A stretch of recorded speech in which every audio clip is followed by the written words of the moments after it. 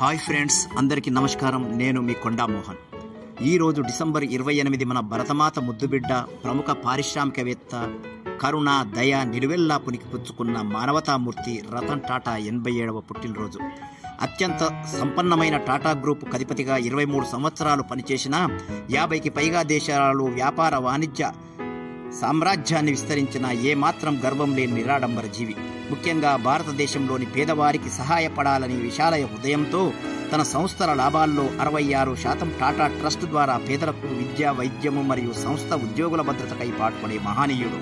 పేద మధ్యతరగతి కుటుంబాల కొరకు నష్టాలను చవిచూస్తూ కూడా నానో కార్లను ఉత్పత్తి చేసి ₹1,00,000 ధరకి అమ్మిన త్యాగధనుడు.